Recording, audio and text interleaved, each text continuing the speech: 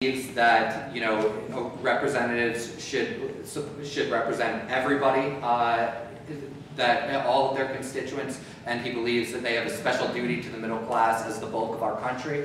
And, you know, we see that this pledge to America from Eric Cantor, not only have we seen a bad record under the last 10 years, which has been majority Republican rule, but also we see that, that this pledge to America doesn't address a lot of the major problems of our country. And, you know, I would say that the Pledge to America is a death panel for America's middle class, and it's Eric Cantor's program for the future, if you can even trust him to keep his promises about what his programs for the future really are. And, you know, Eric Cantor should be man enough to stand up and debate Floyd, Bayne, and Rick Waugh. Rick is certainly willing to...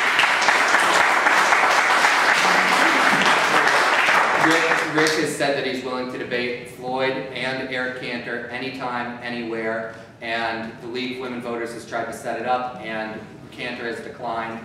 And, you know, it's unfortunate. Eric Cantor is playing chicken with the people who are his constituents who hire and fire him.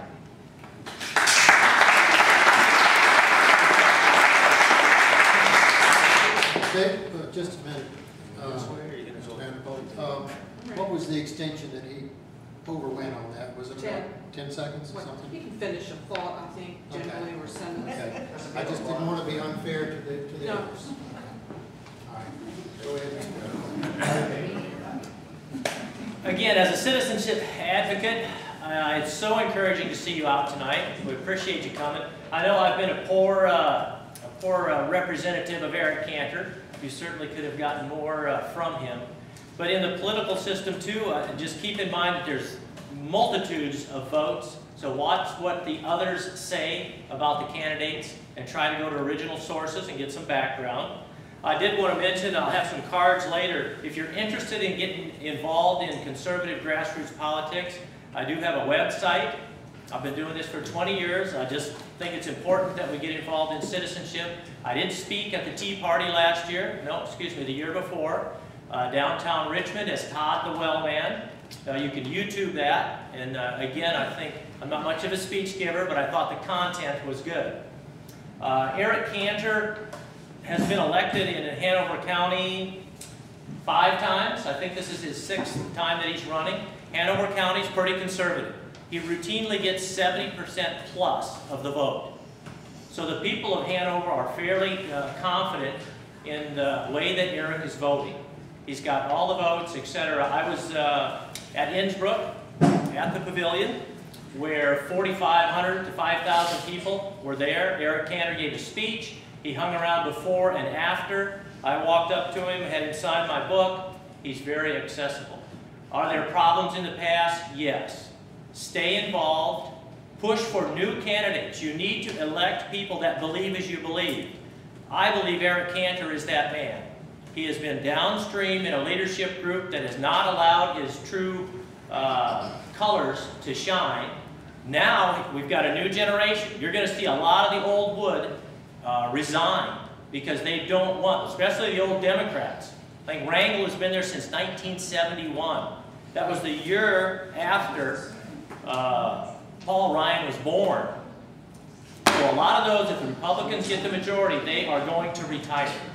So we have an opportunity here to have a generational change in Congress and to get individuals that can truly make a difference. Please go home not satisfied that you've done your duty, but go home with a conviction that you're never going to neglect your civic duty again. The race for who's going to be our Republican nominee for president is on. Mike Pence will speak at the Family Foundation Gala this Saturday. He's somebody that's in the mix. Jim DeMint, you know, who are you going to support? We've got to get involved as individuals in those nomination races, and then we have to support them. Because frankly, the conservative position is not the majority position. We have to educate more people on the value of why a conservative approach is sustainable, because we don't have that today. Again, thank you very much, and I appreciate you coming out.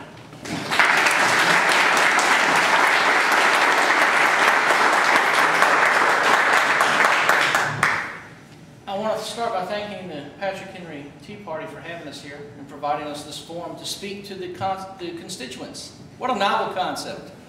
And I'd like to thank Brian in particular for stepping into the lion's den, if you will. That shows a lot of courage. And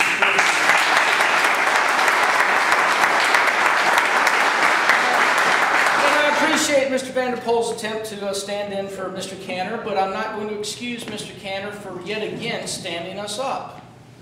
Congress is not in session. He has no excuse, and I'm tired of his excuses. He needs to step up and be a man and represent himself. Now, each generation is faced with a trial, a test, if you will. We've certainly heard about the greatest generation in World War II. And I'm part of a generation that, quite frankly, has had it pretty easy. We haven't had too many sacrifices we've had to make.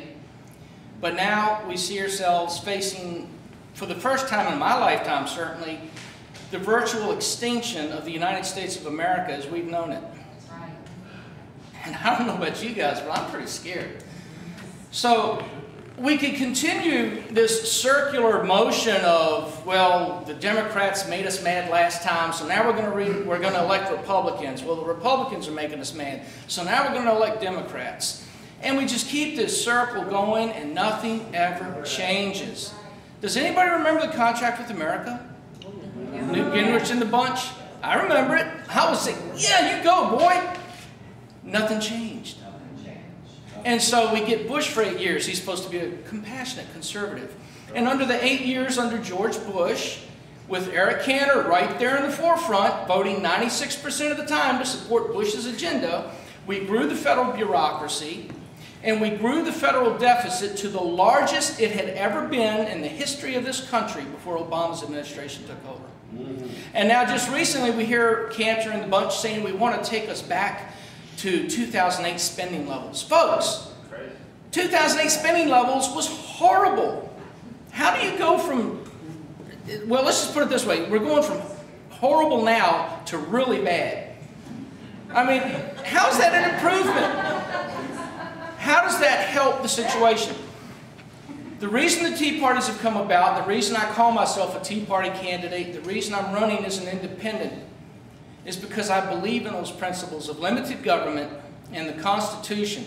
And that should come first, not party loyalty, not your political career, not the next election cycle, but doing the right thing because it's the right thing to do, period.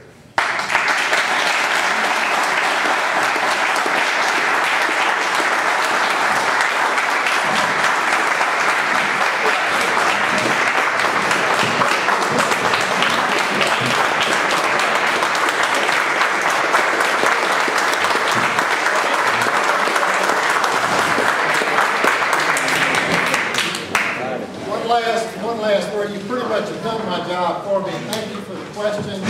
Thank you for your candor. Thank you for your being civilized about this. And most of all, I want to thank these gentlemen up here for coming and doing what they did. It's open house. Really like it. I appreciate that.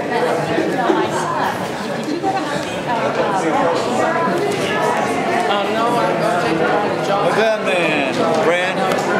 Eddie the Toe Man. Yeah. How you doing that, Brandon? Big toe. That's right. You know Diana. So about it, like some chips. Yeah. I like this guy. I do. I like this guy. He talks with some sense. Yeah. I'll tell you one thing. Yeah, I do too. I'm glad we finally get somebody in there. Hopefully it's going to straighten this mess out. Yeah. Oh man, that's a job. It's going to be a hell of a job, like you said, man. It takes lots of people. We're all scared to death.